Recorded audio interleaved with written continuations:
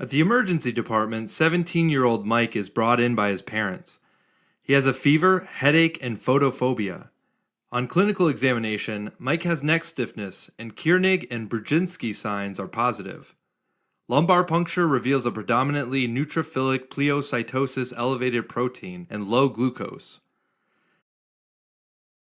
Next to Mike is 27-year-old Helen, who came in with a fever, headache, and confusion for the past 72 hours. Kiernig and Brzezinski signs are negative. Head CT reveals patchy temporal lobe enhancements. Finally, there's 60-year-old Lucia, who is brought in by her family because of a seizure. She also complains of headache and has a mild fever. There's no neck stiffness, and Kiernig and Brzezinski signs are negative. 2 weeks ago, Lucia had an episode of otitis media, for which she was treated with antipyretics and analgesics. She has no history of epilepsy. Head CT reveals a single ring-enhanced lesion in the right temporal lobe. Okay, so all three people suffer from a central nervous system infection. CNS infections include meningitis, which is when pathogens infect the meningeal layers, encephalitis, when the pathogens infect the brain parenchyma, meningoencephalitis, where the infection starts in the meninges and then spreads into the brain parenchyma, and abscess, which is when pathogens wall themselves off in the brain. Okay, so let's take a closer look at the various forms of CNS infections, starting with meningitis. Meningitis can be caused by any pathogen that infects the meninges. When it's caused by viruses, mycobacteria, fungi, or parasites, it's called aseptic meningitis because routine bacterial cultures of the cerebrospinal fluid are negative. The most common cause of aseptic meningitis is a group of viruses called enteroviruses, like echovirus and Coxsackie virus.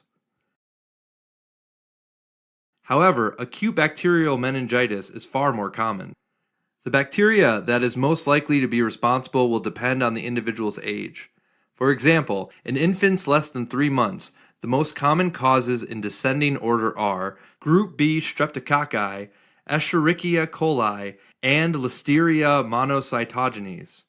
In adolescents 13 to 17 years old, the most common causes are Neisseria meningitis, followed by Streptococcus pneumoniae and Haemophilus influenza. In non-adolescent children 3 months to 12 years and in adults, Streptococcus pneumoniae is the most common cause, followed by Neisseria meningitis and Haemophilus influenza. It's also important to consider Listeria monocytogenes in adults over the age of 50 or those who are immunocompromised. Also, Staphylococcus aureus is more common in individuals with a history of neurosurgical procedures or trauma to the head. Other rare but extremely important bacterial causes include Mycobacterium tuberculosis, Lyme meningitis, Rocky Mountain spotted fever, and neurosyphilis. These are separated from the other causes because they're usually associated with a specific risk factor. For example, tuberculosis meningitis' biggest factor is traveling to an endemic area or working with a high-risk population. Lyme meningitis is caused by the spirochete Borrelia burgdorferi, and individuals can have a history of travel to an endemic region like the northeast of the United States. Finally, Rocky Mountain spotted fever is caused by Rickettsia rickettsii and is carried by Dermacentor dog tick. It is endemic to Central and South America, as well as the southeast United States. Neurosyphilis is rare, but it can arise in individuals with a history of untreated syphilis, especially in immunocompromised individuals. Alright, now let's move on to viruses, which can cause aseptic meningitis, meningoencephalitis, or pure encephalitis. Pure encephalitis without meningitis is usually caused by viruses, most commonly enteroviruses. Herpes simplex virus, or HSV, is a very high-yield cause of viral encephalitis. It can result from a primary infection, but more commonly happens during reactivation. This is when an HSV infection is being suppressed by the immune system and only the latent virus that settled in the sensory ganglia survives in the body. When the immune system is compromised, like when the individual is taking corticosteroids, the latent HSV can escape into the bloodstream and reach the brain, where it will typically affect the temporal lobes. Okay, now other viruses that can cause CNS infections include arboviruses like West Nile virus, which use a mosquito vector. Although mumps is quite rare due to vaccination, in unvaccinated individuals, it can cause viral meningitis as well as encephalitis. Measles can also cause encephalitis during the acute phase of the illness. However, even after the acute infection has resolved, a form of encephalitis called subacute sclerosing panencephalitis, or SSPE, can appear up to 10 years later and is typically fatal. Varicella zoster virus, or VZV, can also cause a life-threatening form of encephalitis, particularly in immunocompromised individuals. Okay, now when it comes to fungi, remember that they typically cause CNS infections only in immune-compromised people. So first, we have Cryptococcus neoformans, which is found in soil and bird droppings. It is transmitted via the respiratory route where it could colonize the lungs. However, in HIV positive individuals with a CD4 positive T cell counts below 100, Cryptococcus neoformans can spread to the brain, causing meningitis or encephalitis. Another very similar fungi is Coccidioides immitis, which is also a soil-dwelling fungi transmitted via the respiratory route. In HIV positive individuals with a CD4 positive T cell count below 200, it could cause a disseminated infection, resulting in meningitis. As for parasites, a particularly fatal form of meningoencephalitis is called Naegleria fowleri, which is an amoeba. This organism is called the brain-eating amoeba, and it's usually acquired from fresh water. It makes its way to the brain through the nasal passages, like when someone dives into water and it rushes up through the cribriform plate. Now another parasite that can cause CNS infection is the protozoan Trypanosoma brucei, which is transmitted via the tsetse fly. Also, a dangerous complication of malaria is cerebral malaria, a type of meningoencephalitis. Finally, it's important to remember that the same pathogens that can cause meningitis can also cause meningoencephalitis. Alright, now in some situations, bacteria, fungi, and parasites can wall off from the rest of the brain parenchyma, forming an abscess.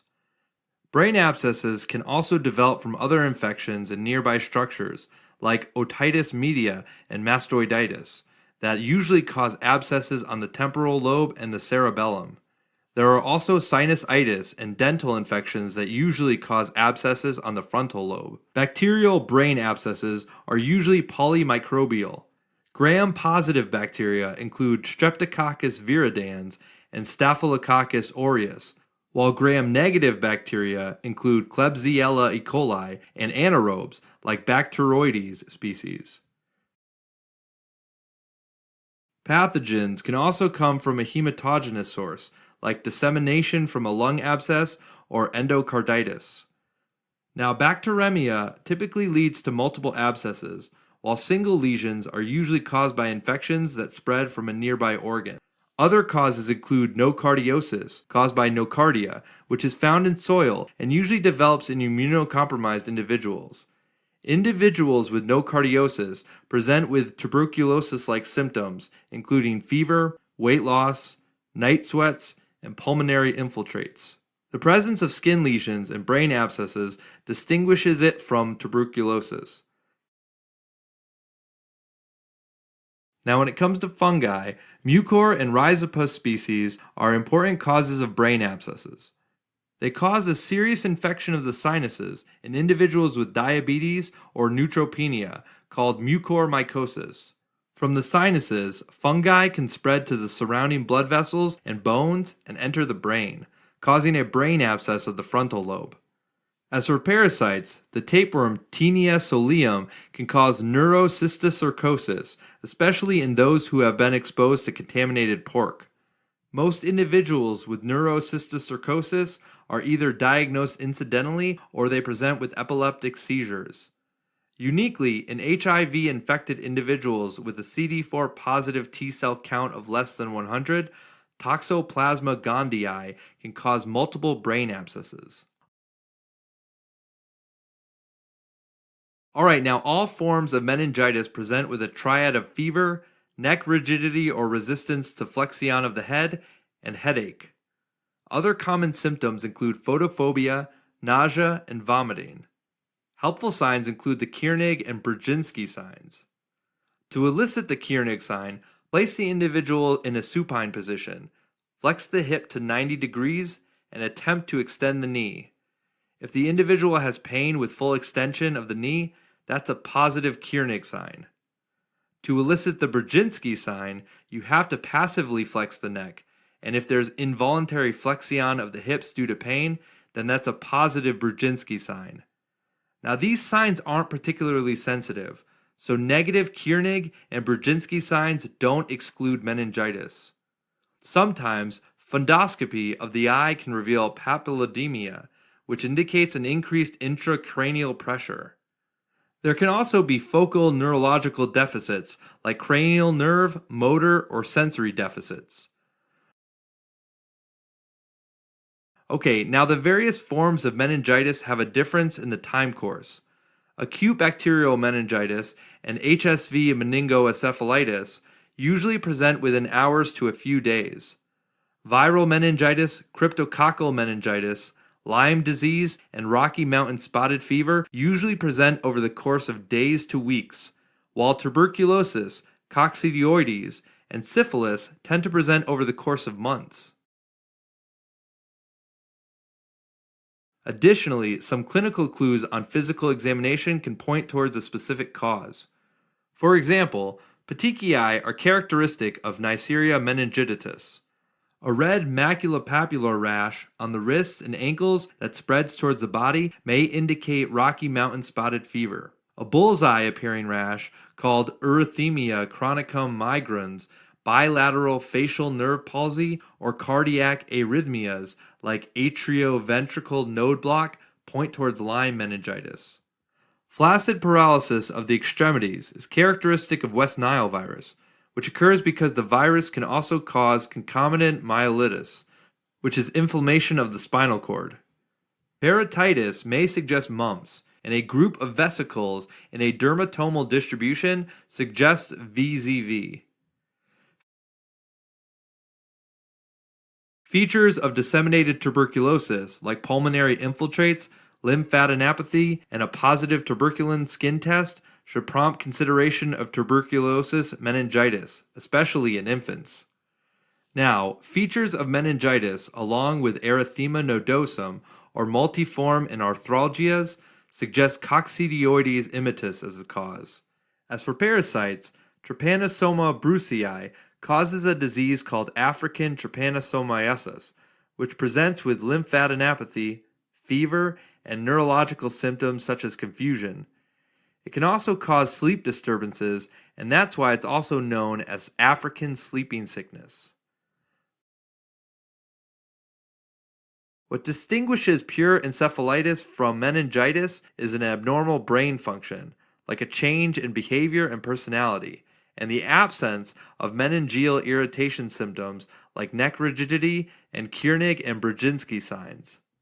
Seizures can occur in both meningitis and encephalitis, and both can eventually lead to an altered mental status, and even coma or death. Okay, now HSV encephalitis also has specific symptoms since HSV involves primarily the temporal lobe. So in the exams, to diagnose HSV encephalitis, look for symptoms like aphasia, olfactory hallucinations, and personality changes. Alright, so individuals with brain abscesses can have a headache and focal neurological deficits with or without fever. Additionally, there may be signs of increased intracranial pressure, such as vomiting and papilledema, as well as the Cushing triad, which includes brachycardia, irregular respiratory pattern, and hypertension. Mucormycosis can present with pain in the face and eschars, with black necrotic tissue. Okay, now let's switch gears and talk about diagnosis and treatment. When meningitis or encephalitis is suspected, the key diagnostic procedure is a lumbar puncture to obtain a CSF sample. However, before that, it's important to know the contraindications. First, there's increased intracranial pressure because it could cause a fetal cerebral herniation. Look for signs like papilledema, but the best way to rule it out is with a CT to look for the CNS masses like abscesses or tumors. Also, this procedure is contraindicated in people with thrombocytopenia since there's a risk of uncontrolled bleeding. If there are no contraindications, lumbar puncture is done right away to obtain a cerebrospinal fluid sample for analysis and culture. If there are contraindications, get a blood sample for culture instead. Once this is done, the next step is to start IV dexamethasone and empiric antibiotics. We need to get the CSF sample first since antibiotics will decrease the yield on cultures. The logic behind giving IV dexamethasone before IV antibiotics is that it reduces the inflammatory responses that usually occurs when antibiotics destroy the bacteria. Steroids decrease mortality and the risk of complications like hearing loss, cranial nerve palsies, and seizures. If the individual has symptoms of encephalitis, such as confusion, change in personality, or drowsiness in an adult, or fussiness, lethargy, and a bulging fontanelle in an infant, then empiric intravenous acyclovir should be started to treat HSV encephalitis, especially if there's patchy temporal lobe enhancement on CT scan. It's important to do so in order to prevent permanent neurological defects, so treatment is started before the diagnosis is confirmed with PCR. After empiric treatment is started, we can now look at our CSF sample. A high yield concept is that the bacteria, viruses, and fungi cause different changes in the cerebrospinal fluid, and this can help you narrow down the pathogen. So the first thing to know is that with meningitis, the opening pressure will be increased the most in bacterial meningitis. There's moderate or slight increase in fungal and tuberculosis infections, and normal or slightly increased pressure in most viral meningitis. If the cause of the infection is bacterial, a good indicator is dramatically increased white blood cell count with neutrophil predominance. Mild leukocytosis with a lymphocyte predominance is likely due to viral, tuberculosis, or fungal infections. Next, let's look at protein level. This tends to be highly elevated in bacterial and tuberculosis infections since they tend to disrupt the blood-brain barrier more, causing serum protein to leak into the CSF. Fungal and viral infections cause a mild elevation or even normal protein level. For glucose level, bacteria, fungi, and tuberculosis cause a large decrease. This is because both the pathogens and the immune cells they attract use the glucose as an energy source. Since viruses don't metabolize glucose, the level is usually normal or slightly decreased. Next, we have the Gram stain. Gram-positive bacteria such as Streptococcus pneumoniae and Listeria monocytogenes stain purple, while Gram-negative bacteria such as Neisseria meningitis turn red or pink. Alright, now in bacterial meningitis, the Gram stain result can be done immediately, whereas the culture can take up to 5 days, although most pathogens grow within 48 hours. So if the culture is negative, then this effectively rules out acute bacterial meningitis. When it comes to viruses, tuberculosis, and fungi, specific tests will be needed since they won't show up on Gram stain. In tuberculosis meningitis, it's possible to detect the pathogens with an acid-fast stain. Since culture can take weeks, a TB PCR is preferred because it's faster and more sensitive. If cryptococcal meningitis is suspected, an India ink stain is obtained on the cerebrospinal fluid, which shows broad budding yeast and a thick fungal capsule that does not take up the stain. Also, a brain CT or MRI can reveal lesions that look like soap bubbles. However, the latex agglutination test that detects the cryptococcal capsular antigen is more sensitive and specific. In coccidioida meningitis, microscopic examination of the cerebrospinal fluid may reveal spherules that include coccidioides endospores. However, serum serology is the mainstay of diagnosis. As for the parasites, in Naegleria fowleri meningoencephalitis, CSF is obtained to look for amoebas, while in Trypanosoma brucei infection, trypanomastogotes can be found on the blood smear. To look for viral meningitis, PCR for HSV, enteroviruses, and in some cases VZV can be done. Also, the presence of red blood cells in the cerebrospinal fluid suggests herpes simplex encephalitis due to hemorrhagic destruction of the temporal lobes. Additionally, if West Nile virus is suspected, then a serology of the cerebrospinal fluid is obtained for the West Nile virus IgM antibody. In the right clinical context, PCR for other viruses like measles, mumps, or influenza may be obtained.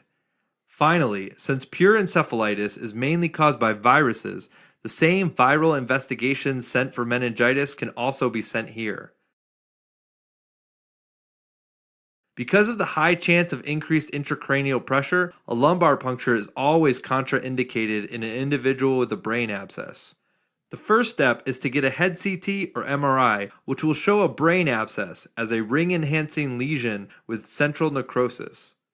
The MRI is more sensitive than CT in detecting brain abscesses, but a CT is usually easier to obtain emergently. To diagnose and treat brain abscesses, a combination of surgical drainage and antibiotics are needed. The preferred method of drainage is stereotactic aspiration, which is a CT or MRI guided needle aspiration of the abscess. This is both diagnostic and therapeutic because a sample can be sent off for gram stain and culture, and aspiration shrinks the abscess. Now, toxoplasmosis can be diagnosed based upon serology and biopsy showing tachyzoites. In mucormycosis, biopsy demonstrates broad, irregular, non-septate hyphae branching at 90 degrees, which are pathognomic for mucormycosis. Okay, so once the blood cultures are obtained, empiric antibiotics can be started to treat the most likely pathogens. One regimen includes vancomycin to cover methicillin-resistant Staphylococcus aureus and streptococci, ceftazidime to cover the gram-negatives including Pseudomonas, and metronidazole to cover the anaerobes. Because the infection is walled off, antibiotics need to be given for 4 to 8 weeks. Additionally, steroids may be added if there are signs of increased intracranial pressure.